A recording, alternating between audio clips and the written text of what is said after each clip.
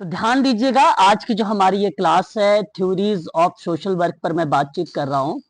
हालांकि हम लोगों ने कुछ थ्योरीज पर कल बातचीत किए थे, उन्हीं से अंतर्गत आज कुछ वन लीनियर में मैं आप लोगों से प्रश्न करूंगा और आपको जवाब देना होगा।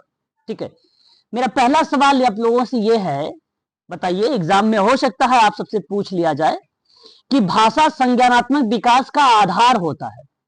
भाषा जो है संज्ञानात्मक विकास का आधार होता है। जना मुझे बताइए, ये स्टेटमेंट किस विद्वान का है?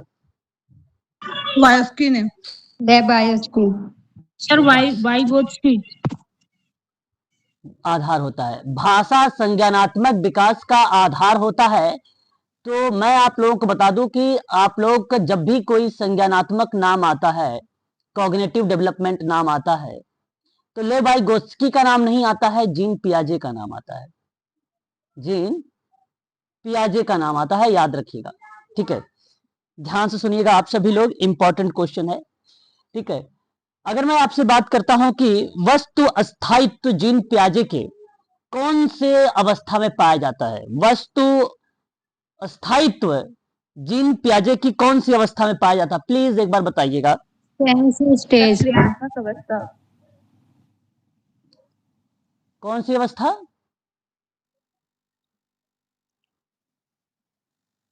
कौन सी अवस्था में पाया जाता है? प्लीज बताइए एक बार। सर तीसरी अवस्था। नहीं, सेंसरी मोटर स्टेज। बिल्कुल सेंसरी मोटर। बिल्कुल बिल्कुल बिल्कुल, संवेदी पेशी अवस्था में पाया जाता है। संवेदी पेशी अवस्था में पाया जाता है, जिसको हम लोग सेंसरी मोटर कहते हैं। बिल्कुल सही जवाब। ठीक है, इस तरीके से आपके परीक्षा में जो है सवाल बनते हैं, और यूजीसी नेट में ये सवाल आ चुका है जो मैंने अभी आप लोगों को वस्तु अस्थायित्व को रिलेट कराया है। जीन पियाजे की अवस्थाओं का नाम क्रम में बताइए प्लीज। अवस्था के नाम क्रम में बताइए, क्रम में बताना है।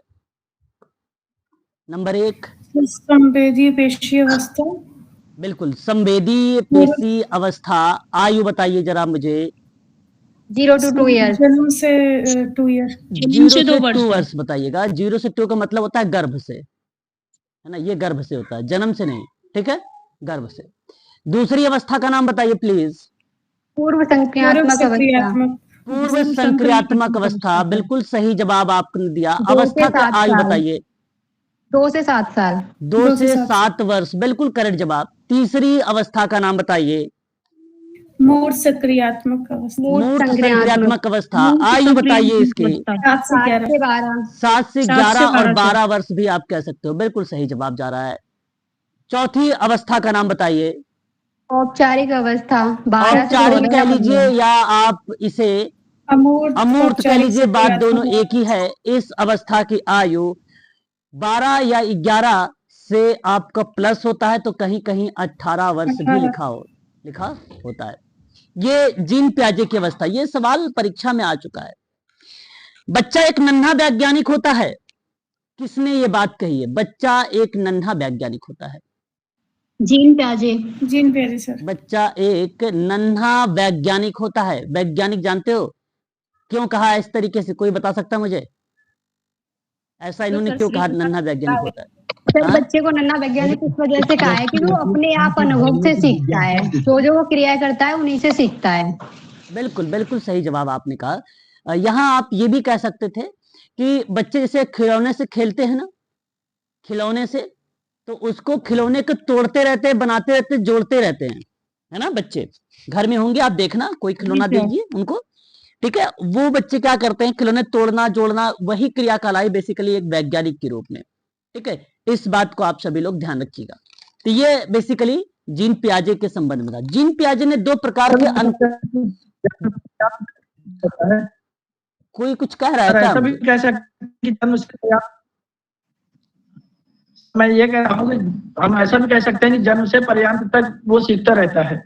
हाँ, जन्म से लेकर जीवन पर्यंत तक बच्चे या मनुष्य, हर मनुष्य सीखता रहता। बिल्कुल बात सत्य है, करेक्ट है। अच्छा, अनुकूलन को 2 भागों में बांटा है जीन पियाजे ने। कौन कौन से नाम है बताइए अनुकूलन के? अनुकूलन को 2, समावेशन और समायोजन।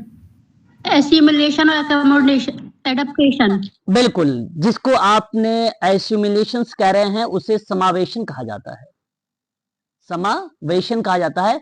समावेशन का दूसरा एक नाम है क्या? आत्मसात। आत्मसात। अच्छा, मेरी आवाज वगैरह क्लियर है ना? अगर दिक्कत होगी तो मुझे बताना आप हाँ लोगों सर। को। ठीक है। जी सर। और दूसरी एक अवस्था होती है जिसे अभी आप लोगों ने बोला अकोमोडेशन, जिसको हम लोग बोलते हैं समायोजन। समायोजन। समायोजन, दोनों में अंतर में एक लाइन में बताना चाहूंगा ताकि आपको स्पष्ट हो जाए। समावेशन और आत्मसात होता क्या है? दो सूचनाओं को एक नवीन सूचना बना लेना। जैसे कोई मान लीजिए पुराना विचार है, एक बार उनको शांत कराना। मान लीजिए कोई पुराना विचार है, उस पुराने विचार को नई वस्तुओं का प्रयोग कर दिया जाए, है ना? पुराने विचार है और पुराने विचार में नई चीजों को इन्वॉल्व कर देते हैं, तो उसको कहते हैं आत्मसात कर लिया। अब नए विचारों के साथ यहां आपने क्या किया? नए विचारों के साथ, ठीक है ना, उसके नए विचारों के आधार पे कर लीजिए कि इसी के बेस पर आपने क्या किया कि पहले की सूचना में बदलाव कर दिया। पहले की सूचना में क्या कर दिया? बदलाव कर दिया। बदलाव कर दिया तो उसे समायोजन कहते हैं। बदलाव कर दिया तो उसे क्या बोलेंगे? समायोजन बोलते हैं। ठीक है, ये दो चीजें जीन पियाजे के द्वारा दिया गया है। ठीक है, इस बात को आप सभी लोग ध्यान में रखिएगा। अधिगम विकास को बढ़ाती है, ये किस विद्वान ने कहा है? अधिगम विकास को बढ़ाती है, अधिगम विकास को बढ़ाती है, ये किस विद्वान ने कहा? अधिगम विकास को बढ़ाती है, किस विद्वान ने कहा? अधिगम विकास को बढ़ाती है, किस विद्वान ने कहा है? आंसर जवाब दीजिए मुझे। लेव सर बाई गोत्स्की ने कहा है। लेव बाई गोत्स्की ने कहा है, ये बात ध्यान रखिएगा। जेडपीडी, जेडपीडी जी सर जी सर एक बार ये जो समायोजन को बात क्लियर करिए फिर से एक बार, आत्मसात और समायोजन को फिर से एक बार। ओके ओके, यहां देखिए समावेशन यानी आत्मसात क्या होता है? जो पुराने विचार हैं आपके पास, आपके पास ऑलरेडी कोई विचार है, पुराना है, कोई तथ्य होगा वो पहले से इन्वॉल्व होगा, या आपके पास कोई सूचना होगी वो पहले से होगी। इसका मतलब है कि वो पुराना विचार आपके पास है। जो चीजें आपके पास पुराना डेटा वगैरह रिलेट करा रहा होता है, उस कंडीशन में हमने कहा ये पुराना विचार है। उस पुराने विचार में आपने क्या किया कि भाई नए चीजों का प्रयोग कर दिया। आपने क्या किया? नई चीजें आपको जानकारी मिली, ओ ये नई चीजें हैं, इनमें आपने क्या कर दिया? इन्वॉल्व कर दिया। तो प्रचलित सूचनाओं को नवीन सूचना में डालना या रखना, टोटली अगर मैं आपसे कहूं यही पुराने विचार आपने डाला कहां पर है? तो आपने डाला है नवीन विचार में। ठीक है, और यहां पर देखिए क्या है समायोजन में कि जो नए विचार थे, नए सूचनाएं, उनके आधार पे, किनके? नई सूचना। जैसे अभी अभी आप मुझे कोई डेटा मिला, अभी अभी उस डेटा के आधार पर मैंने पहली की जो सूचनाएं थी, जो खोज करके हमने रखा था, उन सूचना में बदलाव कर दिया। जैसे पहले बच्चा व्यवहार कर रहा था प्रॉब्लमेटिक, अब मैंने उसमें बदलाव कर दिया, अपना रिपोर्ट में लिखा, कहा कि अब ये बदलाव, अब इसमें कोई प्रॉब्लमेटिक बिहेवियर नहीं है। तो हमने वहां बच्चों को क्या करना सिखा दिया? समायोजन करना सिखा दिया। समाज की मुख्य धारा में उसको जोड़ना सिखा दिया, इसलिए इसको बोला जाता है समायोजन। ठीक है सर? नहीं समझे अभी भी? जी सर। समझ गए कि नहीं? आप बताएं प्लीज। जी सर। चलो फिर बहुत बढ़िया। अगर नहीं समझ में आए पूछिए, 2 बार 3 बार पूछिए, बताएंगे आपको। अब आप देखिए यहां पर एक चीज और हमारे सामने आता है, जेडपीडी। पहला तो हमसे पूछ सकता है जेडपीडी का पूरा नाम, तो मैंने कल की क्लास में आपको बताया था जोन ऑफ प्रॉक्सिमल डेवलपमेंट। बिल्कुल सही जवाब। इसको जानते क्या बोला जाता है? आप लोग क्या कर रहिएगा कि क्या होता है सर, आप बोलते हो ना तो आवाज इधर आपकी नहीं आ पाती फिर। अच्छा अच्छा अच्छा अच्छा, तो मुझे क्या करना चाहिए कि भाई, अच्छा हाँ भाई, बच्चे सभी लोग शांत रहा करें प्लीज, सुना करें एक बार बात को, है ना, अच्छे से सुनिए। ठीक है, तो ये देखिए जेडपीडी जो है ना, जोन ऑफ प्रॉक्सिमल डेवलपमेंट होता है। इसका मतलब होता है समीपस्थ विकास का क्षेत्र, है ना। जैसे मान लीजिए कोई, ये स्टूडेंट है एक, ये क्या है? ये स्टूडेंट है। ठीक है, अब जो बच्चा, ये स्टूडेंट खुद कर रहा है कोई कार्य, ये बच्चा खुद से कार्य कर रहा है। ठीक है, अब आगे जाते जाते ना इसने जब कार्य किया तो पूरा कंप्लीट काम किया नहीं, क्योंकि उस कार्य को वो भूल गया। हो सकता है भाई उसके कोई प्रॉब्लम आई हो, कोई भी रीजन हो सकता है, उसे समझ ना आया हो, तो वो आगे का कार्य नहीं किया। आगे ये स्टूडेंट ने एक टीचर की मदद ली। किसकी मदद ली? एक टीचर की मदद ली। ठीक है, तो इस कंडीशन में यहां पे अंतर देखने को मिला कि कुछ कार्य जो है स्टूडेंट के द्वारा किया गया है, कुछ कार्य जो किया गया है टीचर के द्वारा किया गया। इसी क्रिया को कहा गया जोन ऑफ प्रॉक्सिमल डेवलपमेंट, है ना। इसी क्रिया को, इसी को बोलते हैं जो है निकटतम विकास क्षेत्र बोलते हैं इसी को।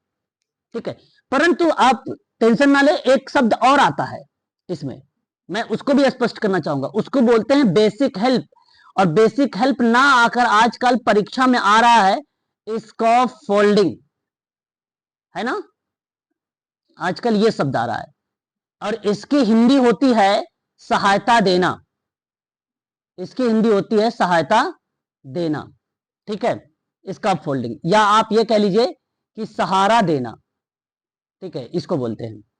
इसमें क्या होता है कि वह आधारभूत जो बच्चा या वयस्क या सेवार्थी या समूह या समुदाय एक टीचर के अंतःक्रिया के कार्यों का निष्पादन कर रहा है। कहने का भाव क्या हुआ कि स्टूडेंट प्लस टीचर दोनों मिलकर काम कर रहे हैं, दोनों मिलकर कार्य कर रहे हैं, यानी हेल्प के सहायता से, टीचर के हेल्प की सहायता से स्टूडेंट कार्य कर रहा है, तो उसको स्कॉफ फोल्डिंग कहते हैं। क्या ये बात स्पष्ट हुई? प्लीज एक बार क्लियर करिएगा। हाँ जी सर। जी सर। बिल्कुल। फोल्डिंग को वो जेडपीडी का नाम ही है सर, दूसरा स्कैप फोल्डिंग। नहीं, अलग है, स्कॉफ फोल्डिंग अलग है, जेडपीडी अलग है। Okay sir. ZPD sir anecdotal record क्या होता है? जी, एनेक्डोटल रिकॉर्ड। सॉरी समझ नहीं पा रहा मैं आपकी आवाज, फिर से बोलिए। Sir anecdotal record. Anecdotal record, anecdotal. ये भी देखो कोई हेल्प नहीं, ये भी कोई सर वृत्तांत अभिलेख होता है ये तो। क्या चीज? एनेक्डोटल रिकॉर्ड वृत्तांत अभिलेख होता है जिसमें बच्चे के रिकॉर्ड्स रखे जाते हैं स्कूल्स में। अच्छा, वो तो अलग चीज है, ये अलग है, वो अलग है। मैं सोचा आप इससे पूछ रहे हो, आप टॉपिक से हट के कोई चीज पूछ रहे हैं। प्लीज आप उसके लिए रखे रहिए अपने क्वेश्चंस को, अभी मैं लास्ट में उसको देखूंगा, ठीक है ना। अभी बीच में जब कोई टॉपिक चलता है तो मुझे रिलेट करना, मैं सोचने लगता हूँ इस टॉपिक से संबंध में कि कहीं इस टॉपिक के अंतर्गत आप कोई चीज तो नहीं पूछ रहे। हाँ, टॉपिक से अगर आप अदर कोई चीज पूछ रहे हैं तो आप अभी अपने कॉपी पर मेंशन किए रहे, लास्ट में मैं आपको बताऊंगा, है ना। ठीक है, अब ये चीज को ध्यान रखिएगा। अच्छा, ये स्कॉप फोल्डिंग हो गया, वो आपका जेडपीडी हो गया, ये इस बात को ध्यान रखिएगा। लेकिन एक सवाल और परीक्षा में आता है, मैं वन लिनियर में फिर एक क्वेश्चन करने चल रहा हूं, ध्यान दीजिएगा। मैंने सवाल आपसे कहा कि सामाजिक अंतःक्रिया में, सामाजिक अंतःक्रिया से संज्ञानात्मक विकास होता है। बताइए ये किस विद्वान ने कहा है? सर लेवाइगोत्स्की। ओके, यहां मैं एक शब्द और रिलेट कराऊंगा, संज्ञानात्मक विकास लिखा हुआ है, तो इसका मतलब ये नहीं कि जीन पियाजे का ही नाम होगा, ठीक है। लेकिन यहां देखना है अंतःक्रिया, यहां देखना है सामाजिक अंतःक्रिया। और सामाजिक अंतःक्रिया में सोशल वर्क का एक फेमस सवाल समझ लीजिए कि यह विद्वान का नाम, जैसे किसी बच्चे ने भी बताया है, तो वो चीजें ध्यान रखिएगा। लेवाइगोत्स्की का नाम यहां पर करेक्ट जवाब होगा, ठीक है। इसके आधार पर इस बात को आप सभी लोग ध्यान रखिएगा। परंतु एक बात और मैं कहना चाहूंगा कि बच्चे का प्रारंभिक विकास जो है बेसिकली अहम केंद्रित होता है। क्या होता है? अहम केंद्रित होता है। बच्चे का विकास अहम केंद्रित होता है, अहम केंद्रित होता है बच्चे का विकास। तो ये स्टेटमेंट किसके द्वारा दिया गया है? लेवाइगोत्स्की। गलत जवाब, लेवाइगोत्स्की नहीं। यहां अहम केंद्रित जो शब्द होता है ना, ये आता है जीन पियाजे का नाम, जीन पियाजे का नाम। लेकिन अगर मैं यहीं पर एक शब्द और मेंशन कर दूं तो आप लोग क्या बोलेंगे? जैसे मैंने कहा कि अंतःवाक, मैंने क्या बोल दिया? मैंने कह दिया कि बच्चे का विकास कैसे होता है? अंतःवाक, अंतःवाक, अंतःवाक को बोलते हैं प्राइवेट स्पीच, आंतरिक वाक बोला जाता है। बच्चे जो होते हैं शब्दों के द्वारा आंतरिक को अपने आप को निर्देशित करते हैं, है ना। अब ये 2 वर्ष में विकसित होता है। तो अंतःवाक के बारे में अगर किसी ने बताया, जैसे एक ईगोसेंट्रिक होता है, ईगोसेंट्रिक का मतलब जीन पियाजे, सिंपल सी बात। प्राइवेट स्पीच का मतलब सिंपल बात, ले बाई गोत्सकी, ले बाई गोत्सकी, ले बाई गोत्सकी, ठीक है। ये थोड़ा सा इंपॉर्टेंट जो तथ्य, जैसे मैंने सवाल देखे हैं सीटेट हो गया, डीएसएसबी में मैंने क्वेश्चंस देखे हैं, जो बीएड बीटीसी डीएड वगैरह के तैयारी करते हैं, उनके परीक्षाओं में जी ऐसे सर, सवाल आता है। सीटेट में तो हाँ। सीटेट में सर ये सीबीपी का सारा ही कुछ आता है हाँ सर। बिल्कुल बिल्कुल। तो थोड़ा सा इस चीज को ध्यान रखिएगा, क्योंकि सोशल वर्क से भी इसमें से सवाल आ चुके हैं, ऐसा नहीं कि उन्हीं में आए हुए हैं, सोशल वर्क में भी आए हैं। अब हम बात करेंगे थोड़ा सा यहाँ पर, प्रेरणा के कितने पक्ष होते हैं, प्रेरणा के कितने पक्ष होते हैं, सवाल आपके सामने है। प्रेरणा के कितने पक्ष होते हैं? प्रेरणा मतलब मोटिवेशन। 2 पक्ष? 2 नो नो नो, सर, 3 3 3 कितने होते हैं? 3। आंतरिक और बाह्य। No no no no no, वो तो पुनर्बलन के प्रकार बता रहे हैं आप, वो पुनर्बलन के प्रकार बता रहे हैं, ये प्रेरणा है। प्रेरणा के जो पक्ष होते हैं वो 3 होते हैं। एक होता है आवश्यकता, जिसको बोलते हैं नीड। एक चालक, एक प्रेरक। हाँ वेरी गुड। एक होता है चालक, जिसको आप बोलते हैं प्रेरक, जिसको अंतर्नोद कहते हैं आप, अंतर्नोद भी बोलते हैं, प्रतिक्रिया, इसको मोटिव कहा जाता है। और एक होता है उद्दीपक, यानी आप इसे बोल सकते हैं लर्निंग। लर्निंग को हम लोग कहते हैं अधिगम, स्टिमुलस, ठीक है। तो ये 3 तरीके का होता है प्रेरणा। और इसी अभिप्रेरणा के जनक किसे कहा गया है? तो आप नाम लगाएंगे, परीक्षा सोशल वर्क में आया हुआ सवाल बता रहा हूं, मैकली लैंड प्रेरणा के जनक के रूप में जाने जाते हैं, प्रेरणा के जनक के रूप में जाने जाते हैं, ठीक है। ये बात ध्यान के। लेकिन इसी प्रेरणा के अगर हम बात करें, हम पुनर्बलन के प्रकार करें, अभी अभी एक बच्चे ने याद दिलाया है मुझे, तो उसमें उन्होंने बताया एक कि होता है आंतरिक, तो एक होता है बाह्य। एक होता है आंतरिक, तो एक होता है बाह्य। ये बेसिकली है क्या? तो ये बेसिकली प्रेरणा के प्रकार हैं, प्रेरणा के प्रकार हैं, ठीक है। ये प्रेरणा के प्रकार हैं, ये बात को आप सभी लोग ध्यान रखिएगा। जो आंतरिक होता है ना, इसके कई नाम हैं, आंतरिक प्रेरणा के कई नाम है। जैसे इसे कहा जाता है जन्मजात, भी इसी को बोला जाता है, इसी क्या बोला जाता है? जन्मजात बोला जाता है। इसी को ही सकारात्मक भी बोला जाता है, इसी को क्या बोला जाता है? सकारात्मक भी बोला जाता है, इसी प्रेरणा को, ठीक है। ये बात ध्यान रखिएगा। मतलब इच्छा से जो चीजें करे, इच्छा से जो चीजें करे, इच्छा से जो चीजें किया जाए या करता है बच्चा, तो उसे बोलेंगे क्या? आंतरिक बोलेंगे। जो भी एक्टिविटी इच्छा से हो रही हो, हालांकि इच्छा से क्रिया किया गया सोशल सर्विस भी कहलाती है, लेकिन यहाँ पे प्रेरणा के प्रकार में इसका नाम जो बेसिकली काफी ज्यादा फेमस रहा है, तो ये बात आप लोग ध्यान रखिएगा इसके संबंध में, ठीक है। दूसरी बात एक आता है वाह्य। वाह्य को भी 3 नाम है, ठीक है, वाह्य के भी 3 नाम है। वाह्य के 3 नाम में अगर ये बेसिकली जन्मजात है, तो इसमें क्या होगा? अगर वो जन्मजात है तो ये क्या होगा? अर्जित होगा ना, क्या होगा? अर्जित होगा, ये होगा अर्जित। जन्मजात का मतलब क्या होता है? कि जन्म से वो चीजें मिली होती है। अर्जित का मतलब क्या होता है? समाज से वो सीख रहा होगा। और जैसे कोई चीज अगर सकारात्मक होगी तो यहां पर क्या बन जाएगा? नकारात्मक बन जाएगा। अब ये इच्छा से ना करना है ना, इच्छा से ना करना, कोई चीजें होंगी वो इच्छा से नहीं कर रहा होगा, तो इस प्रक्रिया में बेसिकली देखने को मिलता है, ठीक है। तो मैं आपसे चाहूंगा कि इसके बारे में आप सभी लोग ध्यान रखिएगा। और पुनर्बलन ना प्रेरणा का एक भाग है, पुनर्बलन ही प्रेरणा का एक भाग है। इस वजह से मैंने आपको यहाँ पे पुनर्बलन का भी टाइप के रूप में मेंशन किया था, ठीक है। इस बात को आप ध्यान रखिएगा इसके संबंध में, है ना। ये एक आप सभी लोगों को ध्यान में होना चाहिए। अगला सवाल आपके सामने, आवश्यकता का पदानुक्रम का सिद्धांत किसने दिया? सोशल वर्क का बड़ा फेमस सवाल, अब्राहम मैस्लो।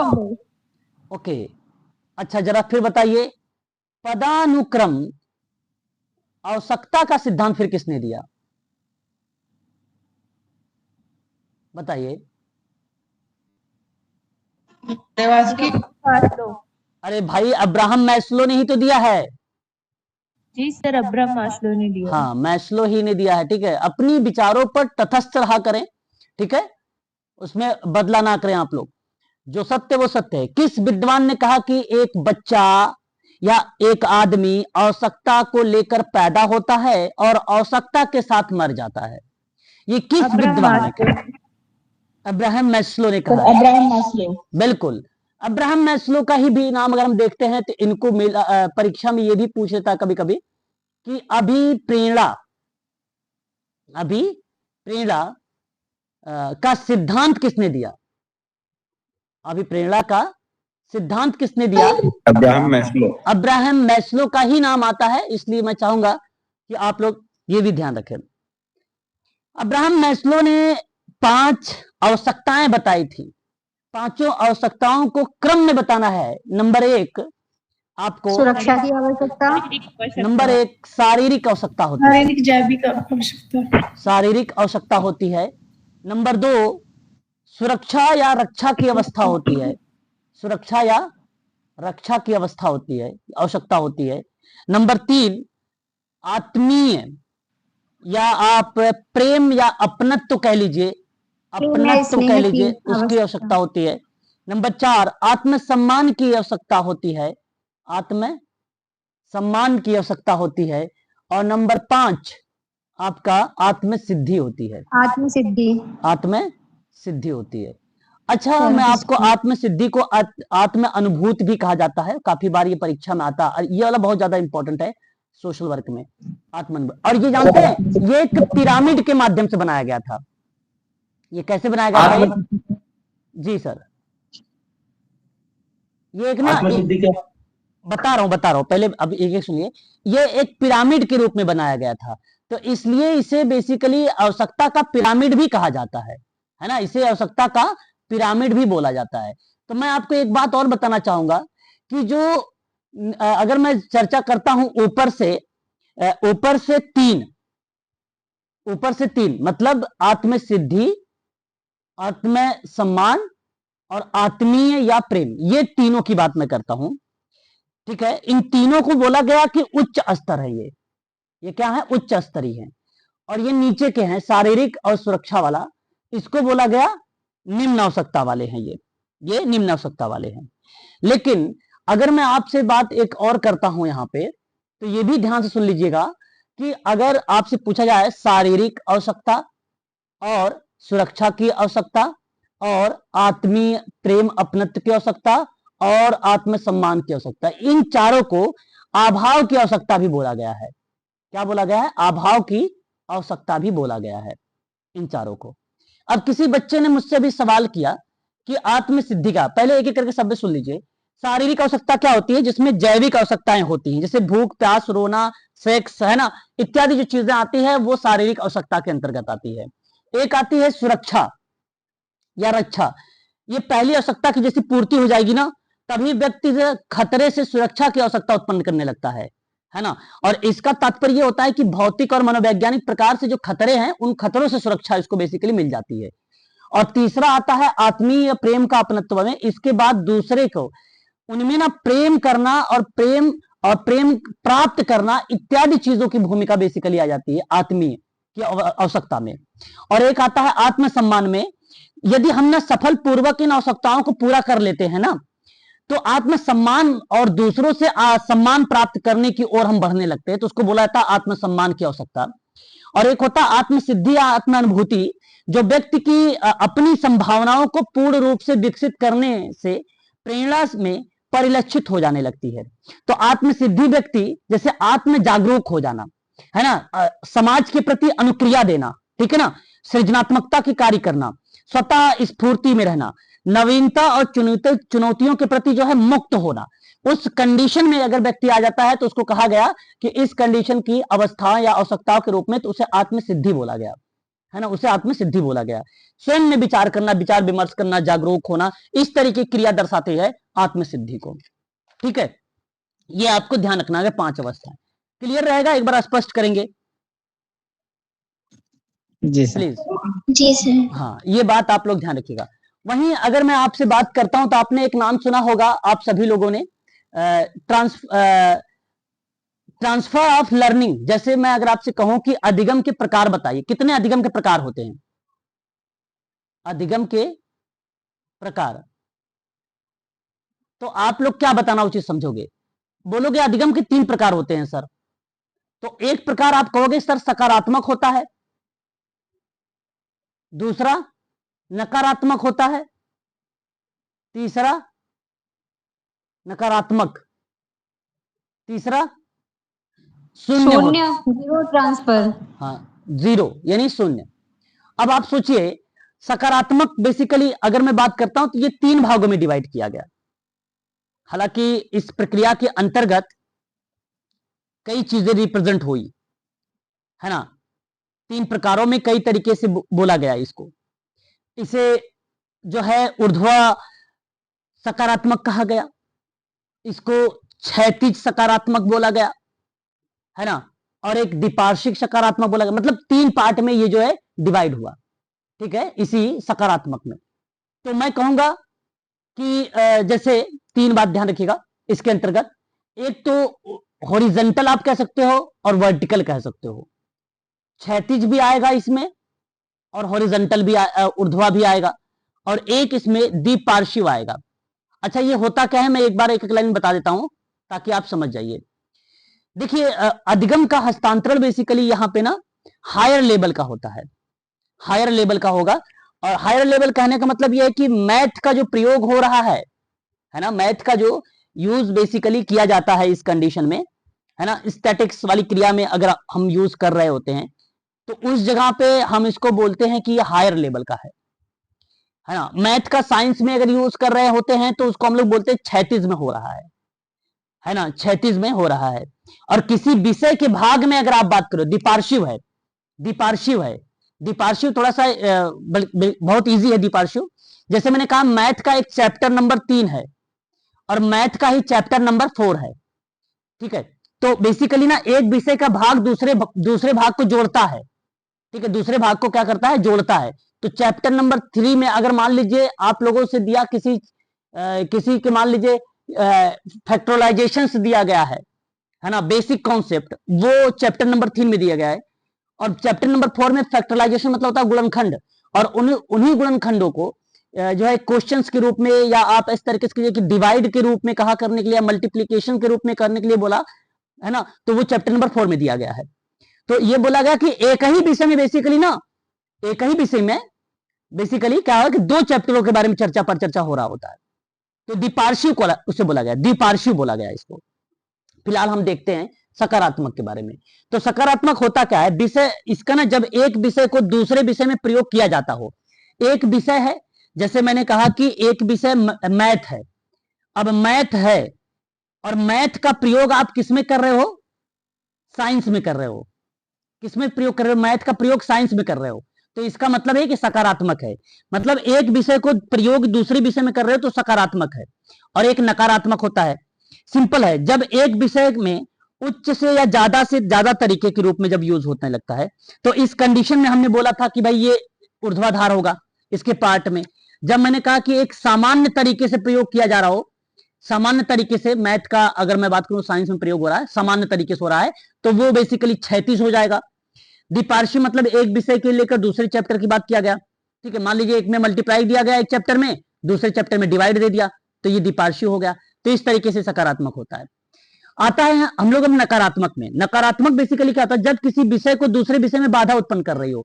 लाइक मैंने कहा आपसे कि मान लीजिए एक सिंपल सी बात है, मैंने कहा बाइक, और बाइक बेसिकली क्या है, कार। देखो अब बाइक जिस तरीके से आप चलाते हैं बाइक, उस तरीके से कार नहीं चलाते हैं, क्योंकि बाधा जो टेक्निक तरीका बाइक चलाने का है वो टेक्निक और तरीका बेसिकली कार का नहीं है, ठीक है, अलग अलग है, डिफरेंट है, मतलब कोई कार काम ही नहीं आ रहा है। लेकिन अगर मैं आपसे कहूं कि साइकिल अगर आप चला रहे हैं, साइकिल से अगर आपने बाइक में ले लिया, देखो थोड़ी सी सिस्टम होता है क्योंकि राइड है ये, है ना, तो उस कंडीशन में हम थोड़ा सा सकारात्मकता को रख सकते हैं, ठीक है, यहां पर इस कंडीशन में। लेकिन डिफरेंट अगर टोटली एकदम डिफरेंट होता तो यहां पे हम नकारात्मकता के पार्ट को रिलेट करा सकते थे, नकारात्मक। अब सोचिए कि बाइक कार का कहां प्रयोग होगा। अब मैंने कहा मैथ का प्रयोग आप संस्कृत में करिए, बताइए होगा, नहीं होगा, नहीं सर, नहीं होगा। अच्छा मैथ का प्रयोग साइंस में ना होने के मतलब हो गया कि शून्य, ये भी आप यहाँ पे कह सकते हो, यहाँ पर भी आप शामिल कर सकते हो शून्य। नकारात्मकता के बजाय अगर मैथ का यूज अगर आप संस्कृत में भी कर रहे हो तो ये शून्य है, बिल्कुल नहीं होगा, बिल्कुल नहीं होगा। तो इस कंडीशन में भी जब किसी विषय में प्रयोग ना किया जाए, उसका प्रयोग ही ना हो, उसका प्रयोग ही ना हो, तो इस कंडीशन में आप इसको यहाँ पे रख सकते हो। ठीक है, तो ये चीजें आप ध्यान रखिएगा। एक बार मुझे ये तो नेगेटिव में भी आ गया ना। हाँ, ये शून्य में आ जाएगा, ये शून्य में आएगा, लेकिन बाइक और कार जो है नकारात्मकता के पार्ट में आएगा। अब अच्छा, इसका मतलब सिंपल सी बात है भाई कि जब किसी विषय को दूसरे विषय में बाधा उत्पन्न कर रहा हो, जैसे कुछ कंडीशंस मिल रही हो, कुछ कंडीशन में बाधा उत्पन्न हो रही हो, तो उस परिप्रेक्ष्य में हम इसको शामिल कर सकते हैं कि भाई कि नकारात्मकता का पार्ट है, नकारात्मकता का पार्ट है। तो जैसे मैंने अगर कहा आपसे बाइक और कार का एग्जांपल दिया है ना, बाइक और कार का, तो इनमें बाधा उत्पन्न, जैसे जिस तरीके से बाइक चलाते हो कार उस तरीके से चला नहीं सकते हो, बाधा उत्पन्न हो रही कि नहीं हो रही, बोलिए हो रही कि नहीं हो रही है?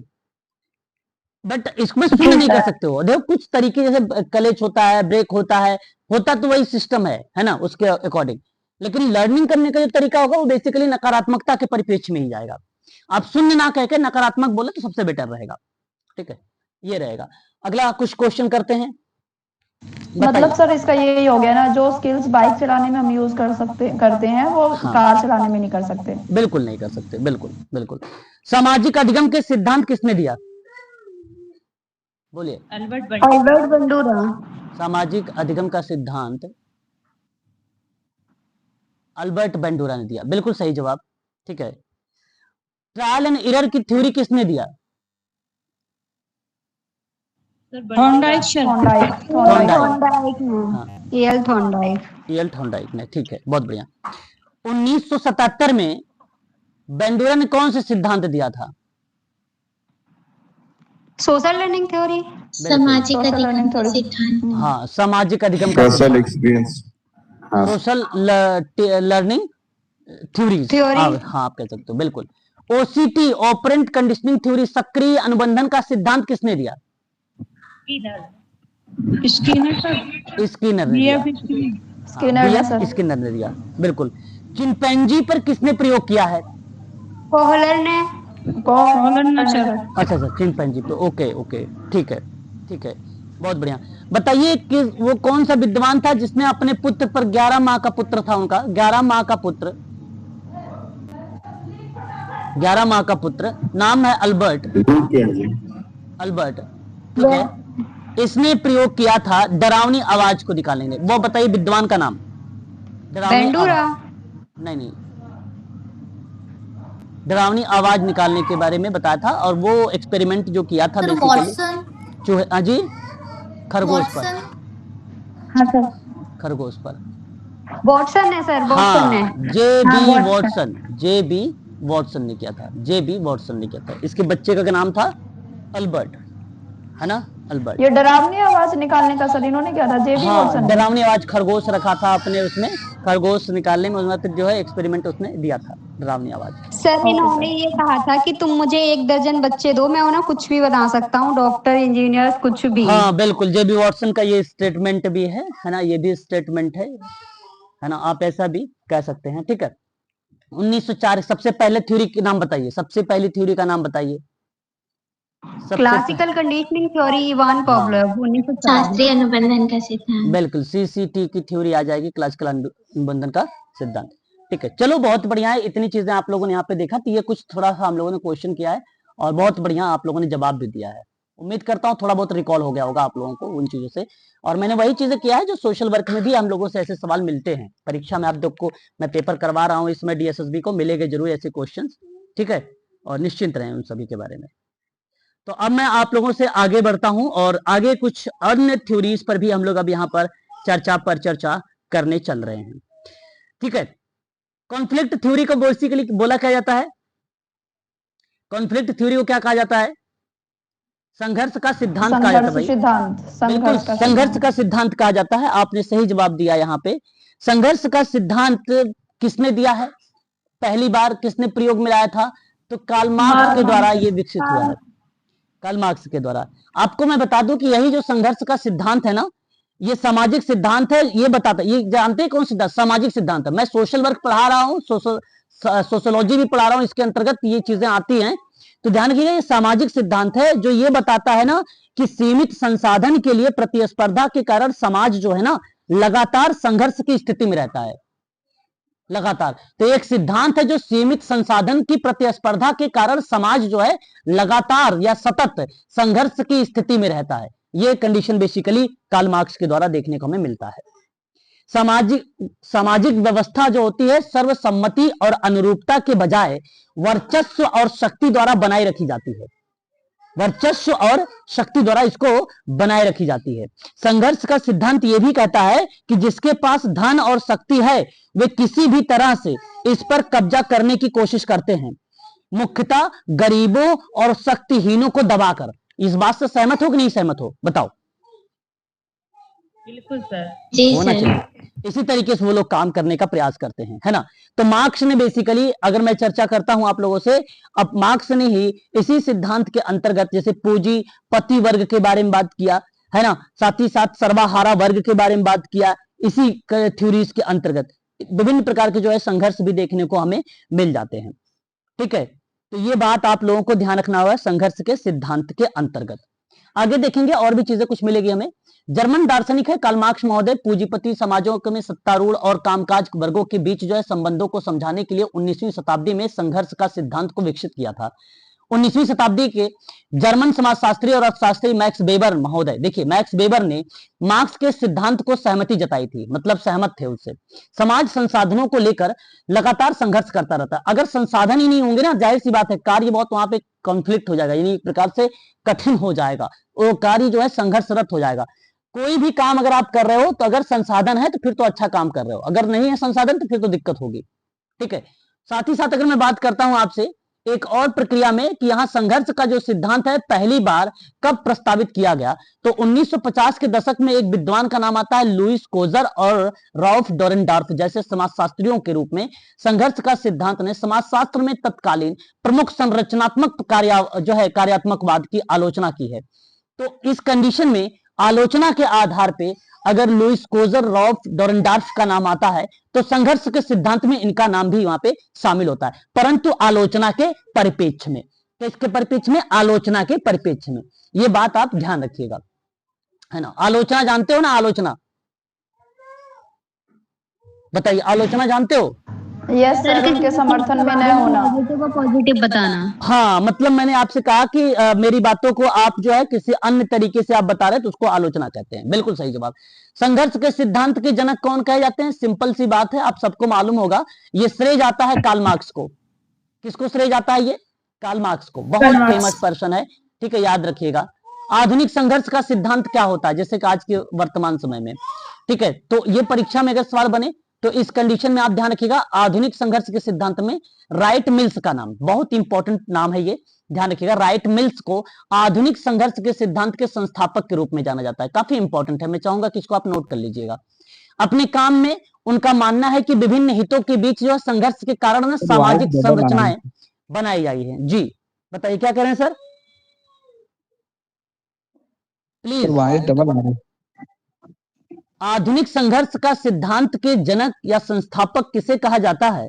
तो आप सीधा सीधा नाम बताइएगा, सी राइट मिल्स का नाम सर, यह आपका करेक्ट होगा।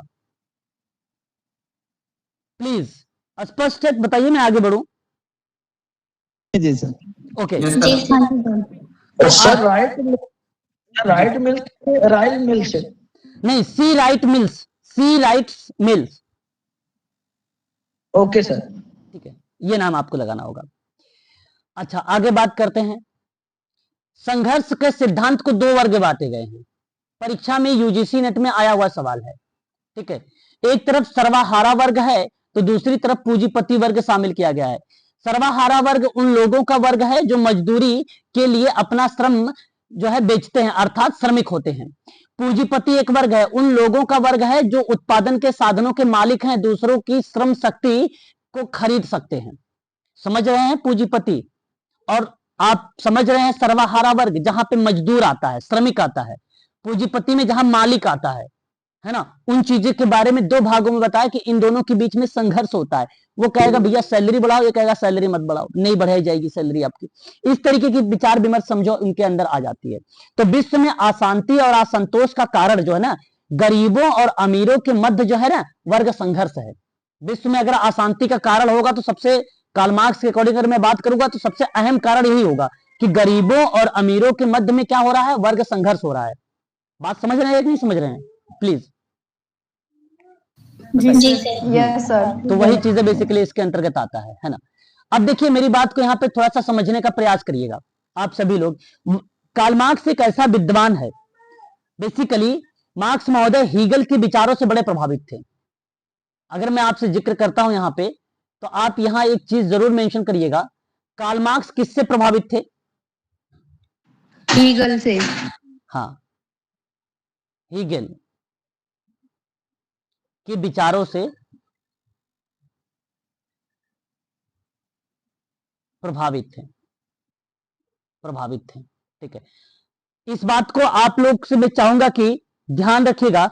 और इनके बारे में कुछ ऐसी किताबें आती रहती हैं, बराबर परीक्षाओं में पूछी जाती हैं। अब उन किताबों की जो मेन किताबें हैं उनके बारे में मैं केवल बताऊंगा। किताबें तो बहुत सारी हैं लेकिन मैं केवल मेन पर जिक्र करूंगा आप लोगों से। एक इनकी बुक आई जो बहुत ही फेमस रही, उसको बोला गया द कम्युनिस्ट मैनिफेस्टो, और यूजीसी नेट में आ चुका है सवाल। कार्ल मार्क्स और इनके साथ एक विद्वान थे, उनका नाम क्या था? फ्रेडरिच एंगल्स ना, याद रखिएगा इनका नाम काफी इंपॉर्टेंट है। जी सर। है ना, फ्रेडरिच एंजल्स प्लस में कार्ल मार्क्स, मार्क्स। ठीक है, ये बात ध्यान रखिएगा। कम्युनिस्ट मैनिफेस्टो कब आई थी? 1848 सर।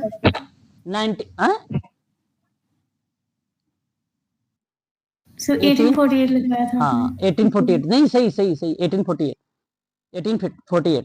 ठीक है, बिल्कुल। मार्क्सवाद और साम्यवाद की मूल सिद्धांतों की विवेचना इसी किताब में हुई है। किसकी विवेचना हुई है? मार्क्सवाद और साम्यवाद की विवेचना इसी पुस्तक में हुई है, याद रहेगा। आगे बढ़िए, इसको आप सभी लोग ध्यान रखिएगा, कार्ल मार्क्स के संबंध में है ये बातें सारी की सारी। ठीक है ना, भूलना नहीं है आप लोगों को। वहीं अगर हम लोग बात करते हैं तो बहुत ही important the capital volume first, और ये जिक्र किया गया है कब? तो 1867 में। बहुत इंपॉर्टेंट है, बहुत इंपॉर्टेंट है। अब आप सोच रहे हैं सर इसमें क्या लिखा होगा, इस किताब में क्या बातें हुई होंगी? बिल्कुल बताता हूं। इस किताब में ना कैपिटल बोलते हैं इसको जी, दास कैपिटल भी बोलते हैं इसको। हाँ, दास कैपिटल भी बोलते हैं, बिल्कुल बिल्कुल सही बात। द कैपिटल या दास कैपिटल भी आप बोल सकते हो, बिल्कुल सही बात आप बोले। दास कैपिटल इसमें पूंजी की उत्पादन की प्रक्रिया को 3 ग्रंथों में रिप्रेजेंट किया इसने, 3 ग्रंथों में। और क्यों? कारण ये था बेसिकली इसकी आलोचनाएं हुई हैं। दास कैपिटल के अंतर्गत मैं यहां पर जिक्र करता हूं आप लोगों से ना, तो इसमें कई बार आलोचनाएं भी की गई हैं और आलोचना की वजह से ये चीजें बेसिकली फेमस हुई हैं। तो दूसरा एक आया आपका वॉल्यूम सेकंड आया, है ना, और ये वॉल्यूम सेकंड कब आया?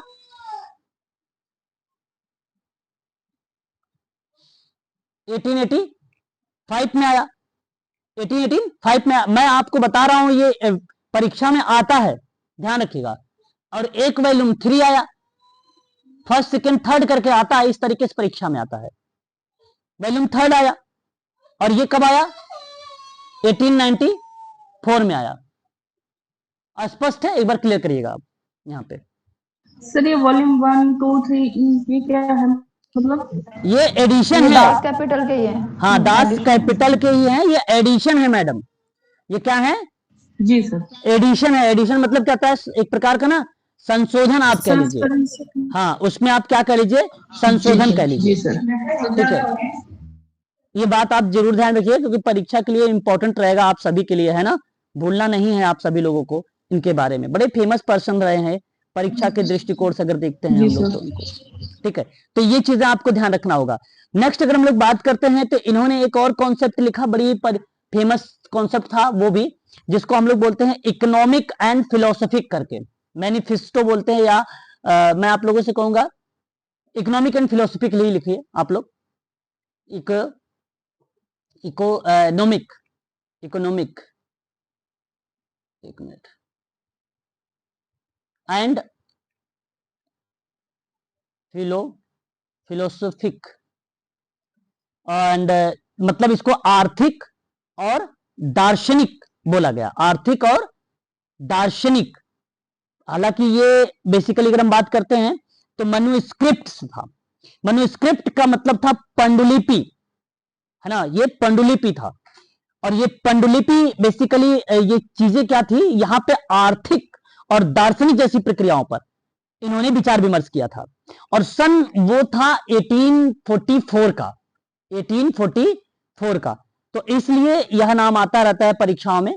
तो मैं आप लोगों से कहूंगा 1844 के आधार पे दार्शनिक और आर्थिक पांडुलिपि को लेकर जिक्र 1844 का एक किताब के साथ ही नाम आता है। इसका पब्लिश वाली डेट नहीं, पब्लिश तो इस किताब का अगर हुआ है तो सन 1932 में हुआ है, 1932 में हुआ है ना। ये पब्लिश्ड यहां पे मैं लिख दे रहा हूं ताकि आपको कंफ्यूजन ना हो। ठीक है, पब्लिश्ड ये पुस्तक रही है और 1844 करके ही नाम आएगा, तो इसका मतलब ये नहीं कि ऑप्शन में आपको 1844 जरूर लिखा रहेगा। आप ये मत सोचिएगा कि 1844 लिखा है तो ये 1844 में ही आया होगा, ऐसा नहीं है। ठीक है, स्पष्ट रहेगा, एक बार क्लियर करिएगा प्लीज। Yes sir. चलो बहुत बढ़िया बात है, फिर बहुत अच्छी बात है। ये चीजें आपको इसके अंतर्गत ध्यान में रखनी होगी। द एक होली फैमिली बड़ी फेमस रही है इनकी, द होली फैमिली करके, और ये 1844 का है। ये कब का है, 1844 करके है। हाँ, और एक और इंपॉर्टेंट रहा है द पॉवर्टी ऑफ फिलोसफी, मतलब गरीबी, गरीबी पर दर्शन है ना, गरीबी का दर्शन या दर्शन के आधार पे गरीबी। तो पॉवर्टी का मतलब क्या होता है, गरीबी होता है, ऑफ जी सर फिलोसफी। और इस तरीके से अगर आपसे सवाल पूछा एग्जाम में और कहा कि भाई बताइए किताब कब पब्लिश हुई, तो आप बता सकते हो सन 1847 में, 1847 में ये नाम आप बता सकते हो। ठीक है, ये सारी बातें मैं बता रहा हूं कार्ल मार्क्स की, क्योंकि कार्ल मार्क्स बड़ा इंपॉर्टेंट पर्सन है, इस वजह से मुझे ये सारी चीजें आप लोगों को बताना पड़ रहा है। हालांकि किताबें उसकी एक दो नहीं है, बहुत सारी किताबें हैं कार्ल मार्क्स की, लेकिन ये जो मैंने कुछ किताबें का नाम अभी आप लोगों से जिक्र किया है, ये परीक्षा के दृष्टिकोण से इंपॉर्टेंट रही है, बस ये बात ध्यान रखिएगा। वर्ग संघर्ष, Das Kapital, the poverty of philosophy, ये चीजें ध्यान रखिएगा। ठीक है, चलिए यहाँ कार्ल मार्क्स का भी विचार जो अगर हम बात करते हैं संघर्ष की थ्योरी के आधार पे, ये आपका कंप्लीट हुआ। देखिए यहाँ पे सर कार्ल मार्क्स वाला जो आपने लिखवाया था, एक बार वो स्लाइड दिखा दीजिए एक बार। कौन सी मैडम? जो कार्ल मार्क्स का आपने स्टार्टिंग में लिखवाया था अभी, स्टार्टिंग में दास कैपिटल, अच्छा इससे पहले वाली द कम्युनिस्ट मैनिफेस्टो। अच्छा मैनिफेस्टो, यही मैं नहीं समझ में आ रहा था, कम्युनिस्ट मैनिफेस्टो। हाँ हाँ हाँ, ठीक है सर। चलिए अब म्यूट होइए। आपके यहाँ से बच्चे की बड़ी आवाज आती है भाई, क्या बात है, क्यों इतना शोर करते हैं? बोलो, समय हो गया पढ़ने लिखने का भाई, बच्चों को भी बोल दिया करो शाम को बैठ जाया करे पढ़े लिखे। सर बच्चे समझते तो फिर बात ही नहीं बन जाती। नहीं तो सोशल वर्कर किस लिए भाई, सोशल वर्कर का काम है आप भाई कि घर में ही सुधार नहीं करोगे तो बाहर कैसे काम कर पाओगे आप? पहले घर से ही तो सुधार करो, है ना, घर से ही सुधार करो। नहीं सर, बच्चे सर ये रियलिटी भी है कि घर में नहीं सुधार हो सकता, बाहर हो सकता है। नहीं ऐसे कैसे भाई, बाहर हो सकता है? सर उनको लगता है वो बिल्कुल अटेंशन नहीं दे रहे, इसलिए जबरदस्ती करते हैं। देख लो पता नहीं क्या क्या बोले जा रहा है। चलो कोई बात नहीं, फिर भी बच्चों को जो है बताओ, सुबह शाम जो होती है पढ़ने का समय होता है, और टाइम पर जो उनका क्लास स्कूल का काम मिलता है उनको दे दिया करो, वो काम कंप्लीट किया करें, होमवर्क वगैरह, है ना। ठीक है, चलो आगे बढ़ते हैं। और जी सर। हाँ, नेक्स्ट जो है लेंगे टॉपिक पर हम लोग। देखिए ट्रांसपर्सनल जो है साइकोलॉजी बेसिकली यहाँ पर जिक्र किया गया, हालांकि मैंने अभी आप लोगों से बात भी किया है जो कि आवश्यकता का पदानुक्रम का सिद्धांत में है ना, परंतु एक चीज ध्यान रखिएगा, अगर ट्रांसपर्सनल साइकोलॉजी की बात यहां पर की जा रही है, ठीक है, ध्यान सुनिए, बार बार बोल रहा हूं, ट्रांसपर्सनल साइकोलॉजी परिप्रेक्ष्य में अगर नाम पूछा जाता है तो उस कंडीशन में सिंपल सी बात है, आप सभी लोग नाम लगाएंगे कार्ल मार्क्स का, सॉरी यार अब्राहम मैस्लो का, हाँ अब्राहम मैस्लो का। अब्राहम मैस्लो इसके बेसिकली संस्थापक हैं, इसके जनक हैं, आप ऐसा कह सकते हो, सन 1968 में यानी 1968 में, जिन्होंने ट्रांसपर्सनल मनोविज्ञान की मानवतावादी मनोविज्ञान से अलग करने के लिए मनोविज्ञान में चौथी शक्ति के रूप में घोषित किया, ठीक है। और ट्रांसपर्सनल शब्द के प्रारंभिक उपयोग का अगर श्रेय किसी को गया, प्रारंभिक उपयोग में ट्रांसपर्सनल, मैंने केवल ट्रांसपर्सनल शब्द बोला है, ना कि ट्रांसपर्सनल साइकोलॉजी बोला है, ठीक है, तो वहां पे अगर श्रेय गया है तो ये बात जरूर ध्यान रखिएगा, stainless law group and Anthony जो है सुटिस को यहां पे श्रेय जाता है। परीक्षा में डीएसएसबी के बच्चे इस प्रश्न को ध्यान रखेंगे, बाकी अदर वाले छोड़ दें इस पॉइंट को, डीएसएसबी के जो स्टूडेंट है ये चीज ध्यान रखिएगा। अब देखिए ट्रांसपर्सनल बेसिकली है क्या चीज, मैं बता दूं, ये एक अनुसंधान का वर्ग है, अभ्यास का वर्ग है, ये उन स्तरों के साथ संबंध में सुविधाजनक बनाने की चेतना को परिवर्तित अवस्थाओं को चिकित्सकीय उपयोग की पड़ताल जांच करता है, जो विशेष रूप से तर्कसंगत और संज्ञानात्मक दृष्टिकोण के माध्यम से अवसर उपलब्ध कराने पर बात करता है। उस कंडीशन में इसको हम लोग जानते हैं, कहीं कहीं इसे पारस्परिक मनोविज्ञान कहा जाता है, ट्रांसपर्सनल को पारस्परिक, तो पारस्परिक का मतलब ही होता है चेतना की गैर सामान्य अवस्था और मनोविज्ञान परिवर्तन, उपचार, एकीकरण में उनकी भूमिकाओं को बेहतर ढंग से समझने का प्रयास करने के लिए ये ट्रांसपर्सनल साइकोलॉजी दिया था, ठीक है। तो ट्रांसपर्सनल सबसे पहले अगर श्रेय गया था तो स्टेनिस लॉ ग्रोफ और एंटोनियो सुटिस का नाम, और अगर मैं आपको बात करूं कि 1968 में यहां पे ट्रांसपर्सनल मनोविज्ञान जो है मानवतावादी मनोविज्ञान, क्योंकि मानवतावादी जो आवश्यकता का पदानुक्रम का सिद्धांत नहीं है वही है मानवतावादी मनोविज्ञान, उससे इसने अलग करने के लेकर बात किया था, और इसी अलग प्रक्रिया में इन्होंने इस सिद्धांत के बारे में जिक्र किया था। तो खास कोई खास इंपॉर्टेंट नहीं है, फिर भी आप इस चीज को ध्यान रखिएगा, ठीक है। आगे बढ़ेंगे। अच्छा यहाँ पे दे भी रखा है ट्रांसपर्सनल थेरेपी वगैरह के बारे में, है ना, तो इसमें क्या क्या चीजें बेसिकली मेंशन होता है, हम किन किन क्षेत्रों पर बात करते हैं अगर ट्रांसपर्सनल थेरेपी पर बात अगर करेंगे तो, बाय द वे अगर आपको करना पड़ जाए तो, कारण यह है क्योंकि उपचार की बात है, ये परिवर्तन करना है आपको, एकीकरण करना है आपको, भूमिका को बेहतर बनानी है आपको, तो ट्रांसपर्सनल आपने थेरेपी लगाया है तो उसमें आपको किन चीजों पर अध्ययन करेंगे, तो सबसे पहले आप जो है फिजिकल का मतलब होता है शारीरिक, उसके बाद आपको मेंटल का मतलब होता है बौद्धिक, सॉरी मानसिक, सोशल यानी सामाजिक, ये एरिया की बात मैं कर रहा हूं, इन एरिया पे आपको अध्ययन करना पड़ेगा। इमोशनल मतलब भावात्मक होता है या भावनात्मक, क्रिएटिव सृजनात्मक, इंटेलेक्चुअल बौद्धिक, इंटेलेक्चुअल यानी बौद्धिक, हाँ इन एरियाओं पर आपको जो है कार्य करना पड़ेगा, है ना। तो आप इसको ध्यान रखिएगा, परीक्षा में पूछता है भाई कि कौन सा एरिया नहीं होगा, तो ये अगर एरिया पता होगा तो आप आसानी से कर पाओगे, और ये सवाल जब भी बनता है ना तो पूछता ही वही है कौन सा नहीं है ना, ये चीजें बेसिकली देखने को मिल जाता है। उसके बाद देखिए कार्ल जुंग के द्वारा, या कार्ल जंग भी लिखा है, इनके द्वारा ट्रांसपर्सनल सिद्धांत क्या रहा। अब देखो बेसिकली क्या है ना कि अब जरूर नहीं केवल ट्रांसपर्सनल में कार्ल जुंग ही हो, सैडन का भी नाम आ जाता है, अलग अलग विद्वानों के विचार आ जाते हैं, परंतु अब्राहम मैस्लो का नाम यहाँ पे इंपॉर्टेंट रहेगा, उस चीज को आप सभी लोग ध्यान रखेंगे, खास करके क्योंकि परीक्षा में जितनी बार भी पूछा गया है अब्राहम मैस्लो से ही पूछा गया है ना, अब्राहम मैस्लो से ही। बाकी देखो इनके विचार है, यह हमारी अपनी मानवता के माध्यम से देवत्व की खोज करने का प्रयास करता है और किसी व्यक्ति के विकास और विकास का एक उत्पाद है। कार्ल जुंग ने सामूहिक बेहोश को ट्रांसपर्सनल बेहोश बताया है। तो ये देखिए बेसिकली कार्ल जंग द्वारा ट्रांसपोर्शनल सिद्धांत बेसिकली रिलेट कराया गया है इनके संबंध में, है ना। और ये जो सामूहिक बेहोश है, इसको बोला जाता है परीक्षा में जब भी आता है हम लोगों से, तो वो सामूहिक अचेतन आता है। इसको क्या बोलते हैं? सामूहिक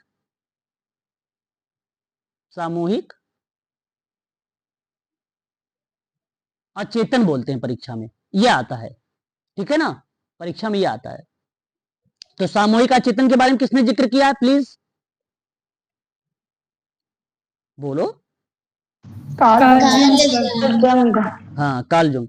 अच्छा, विश्लेषणात्मक सिद्धांत एनालिटिकल थ्योरी एक है, उनमें भी इनका विचार आता है, लेकिन परीक्षा के लिए इंपॉर्टेंट नहीं है, लेकिन जितना भाई सिगमंड फ्रायड है, तो सबके विचार हैं। हालांकि आप सब लोग जानते हो विचारों के बारे में, क्योंकि मत वगैरह देते रहते हैं। एक थ्योरीज में एक ही विद्वान नहीं होता, बहुत सारे विद्वान आते हैं, बहुत सारे विद्वान इसमें शामिल होते हैं, है कि नहीं।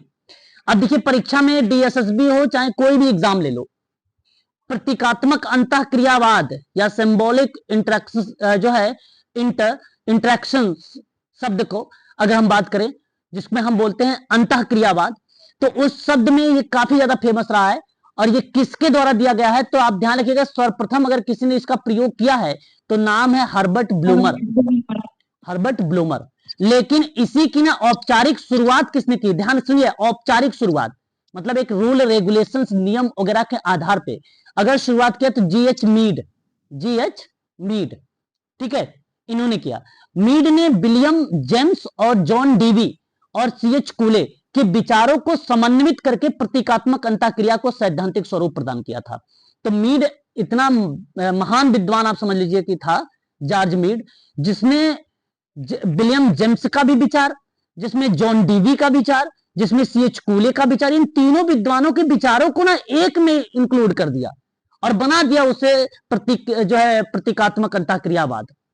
लेकिन इसका सर्वप्रथम अगर किसी ने इसका प्रयोग किया तो हर्बर्ट ब्लूमर, और इसी की औपचारिक शुरुआत किसी ने की तो जीएच मीड। और औपचारिक शुरुआत करने का रीजन आप बता सकते हो कि तीन विद्वानों के जो विचार थे उनको एक में डाल दिया, उनके विचारों को एक में ही डाल दिया। अमेरिकी समाजशास्त्री और मनोवैज्ञानिक जीएच मीड अपनी एक पुस्तक लिखता है, माइंड, सेल्फ एंड सोसाइटी करके, बड़ी फेमस किताब रही है। मैं आप लोगों से चाहूंगा कि ये भी ध्यान रखिएगा, mind, self and society GH Mead की पुस्तक रही है और बड़ी फेमस रही है।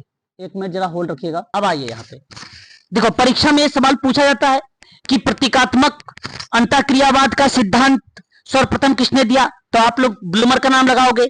औपचारिक तरीके से शुरुआत किसने किया, तो आप नाम लगाओगे जीएच मीड का नाम।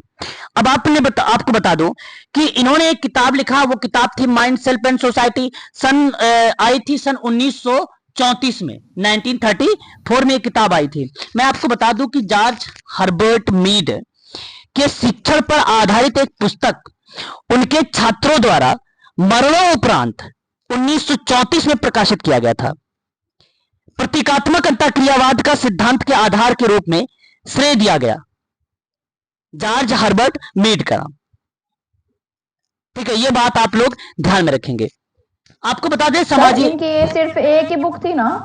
नहीं, इनकी भी कई किताबें आई हैं। अगर इनकी कई किताबों के बारे में अगर आपको बताना है बताओ, मैं बता दूं, 4-5 किताबें हैं, लेकिन परीक्षाओं में जो फेमस रही यही किताबें रही है ना। नहीं मतलब ये तो इनके मरने के बाद ही आई थी ना सर, मैं ये हाँ, मरने के उपरांत ही ये किताबें जो है प्रकाशित हुई थी, है ना। इनकी किताब जो है बेसिकली कई किताबें, ऐसे नहीं कि ये इतनी किताब लिखा इन्होंने लगभग 10-12 किताबें लिखी है, मेंशन किया है, ठीक है। तो ये चीज आती, बट सबसे ज्यादा अगर कोई फेमस रही है परीक्षा में, अगर आया भी है तो यही किताब आई है आज तक मैंने देखा, और कोई किताब ही नहीं आएगा। नाम लिखने से कोई फायदा नहीं होगा, रट्टा मारने से, है ना, प्रेशर जाएगा आपको। इनके स्टूडेंट्स ने बाद में प्रकाशित की थी सर जी, इनके विद्यार्थियों ने बाद में प्रकाशित की थी सर ये बुक। हाँ, उनके छात्रों के द्वारा जो है मरणोपरांत, बिल्कुल सही बात आप बता रहे हो, इनके स्टूडेंटों ने ही प्रकाशित किया था, बिल्कुल। तो बेसिकली इन्होंने मन, स्वयं और समाज कैसे संबंधित है, इनको इन्होंने रिलेट कराया है ना। तो ये बात आप ध्यान रखिएगा, ठीक है। 1 मिनट होल्ड रखना, थोड़ा सा क्या हो गया। चलिए आगे। तो यहां पर बेसिकली मीड ने आत्म के विकास में मैं और मुझे बेसिकली देखो आई एंड मी भी आता है, महत्वपूर्ण अन्य और सामाजिकृत अन्य जैसी अवधारणाओं का प्रतिपादन किया। आई मतलब मैं और मुझे यानी मी की अंतःक्रिया के बीच में ना एक स्व का निर्माण होता है। तो सवाल ये भी पूछता है, बताइए कि आई और मी के बीच में कौन सा शब्द आता है, तो वो आता है सेल्फ। ये बात ध्यान रखिएगा, है ना। महत्वपूर्ण अन्य का तात्पर्य प्राथमिक समूह जैसे परिवार से है, जबकि सामान्यकृत अन्य का तात्पर्य द्वितीयक समूह से है। अब परीक्षा में ये तो आया नहीं, फिर भी दो बातों का यहां पर हमें जिक्र देखने को मिलता है। इसमें आई का अगर भूमिका देखते हैं तो महत्वपूर्ण अन्य के रूप में आता है, और मी के अगर अर्थों के रूप में देखते तो सामान्यकृत अन्य के रूप में आता है। तो जो महत्वपूर्ण अन्य है वो प्राथमिक समूह को दर्शाया, जहां पे परिवार से मीनिंग था, और सामान्यकृत अन्य का तात्पर्य था द्वितीयक समूह से। ठीक है, द्वितीयक समूह से। तो इन कंडीशन को बेसिकली यहाँ पे दर्शाया गया था। ठीक है, यहाँ अभी आप देख सकते हो नकल की अवस्था बताया है, नाटक की अवस्था बताया है, खेल की अवस्था बताया है इसी ने। फिर यहाँ पे आई, मैं, मुझे, स्वयं की बात भी इसी का कॉन्सेप्ट फिर निकल के आ जाता है। ठीक है, तो ये चीजें आप ध्यान रखिएगा। कल हम लोग देखेंगे कूले का सिद्धांत। कल आपकी 15 मिनट में ये क्लास समाप्त हो जाएगी। ठीक है, 15 से 20 मिनट में जो जितनी भी थेरेपी रह गई, जैसे टास्क सेंट्रल रह गया है, ये भी मैं आपको बता दूंगा। टास्क सेंट्रल थेरेपी है, कई थेरेपीज हैं, उनके बारे में कल आप लोगों से बात करूंगा। क्राइसिस इंटरवेंशन है, नैरेटिव थेरेपी है, ठीक है, सॉल्यूशंस फोकस्ड ब्रीफ थेरेपी है, ग्राउंडेड थेरेपी है, प्रॉब्लम सॉल्विंग थेरेपी है, अटैचमेंट थेरेपी है। ठीक है, फैमिली सिस्टम जो है एक प्रकार से थेरेपी की ही यूज होता है, लेकिन ये थ्योरी के रूप में भी जाना जाता है। ठीक है, डेवलपमेंट थ्योरीज भी है। ठीक है, इन सभी के बारे में कल हम जो बचे हैं उनके बारे में चर्चा कर लेंगे। कल क्लास हो जाएगा आपकी समाप्त। ठीक है, तो आज के लिए बस इतना ही रखिए आप सभी लोग। इंपॉर्टेंट है इसलिए थोड़ा सा लंबा क्लास जा रहा है। ये इंपॉर्टेंट नहीं होता तो मैं लंबा लेके नहीं जाता, इंपॉर्टेंट है ये जी। Okay sir, thank you. हाँ ठीक है, अभी थैंक यू सर। चलिए कोई बात नहीं, अभी आधे घंटे बाद आपकी लेबर वेलफेयर ऑफिसर के क्वेश्चन हम लोग करेंगे। ठीक है, बने रहिएगा आधे घंटे बाद। ठीक है, जी। ओके।